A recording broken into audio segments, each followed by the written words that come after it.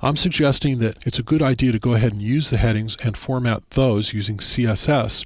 And this way your documents can have the structure that they need so the automated tools can report on them properly. And at the same time, they can look the way that you want them to look. Let's take a look at how we can do this. Here's a heading 1, and you'll notice that it's big and ugly. And here's a heading 2. The heading 2 means that the part of the document after the heading 2 is related to the part of the document after the most recent heading 1. And likewise, the heading level 3, H3, means that that part of the document is related to the most recent H2 level of the document.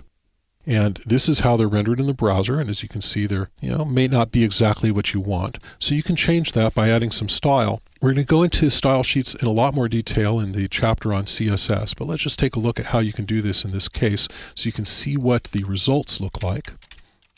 Add a style here. Let's say we want it in a sans serif font and just a little bit larger than the paragraph, not a lot larger than the paragraph. So we'll go ahead and say font family, sans serif, and font size, say 125%. So it'll be just 0.25% larger than the normal paragraphs in the document. I'll go ahead and save that and reload in the browser, and we can see that that looks a lot more reasonable. Now, we'll go ahead and take this style and copy it because that's easier than typing a lot. And go ahead and paste it over here. And let's maybe add some color to this one. We'll say that heading level 2 will be a dark blue. And so I'll say color. We'll use a color like this. And that's a blue, and we'll talk more about what that means in the section on CSS. I'll go ahead and save that and reload over here. And we see that that's a dark blue. It's a little bit bluish, and it's not an overwhelming blue. And we'll go ahead and we'll copy this and use it as a basis for the heading level 3.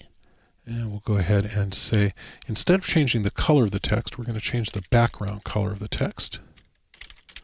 Background color like that. And we'll say it's going to be a light blue. So we'll make it say CCF, which is a light blue.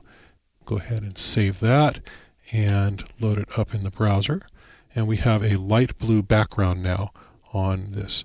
So you can see that you can do things to make it attractive or make it look how it is that you want it to look, and yet still have the structure that's important for the automated tools that might be reading your web page.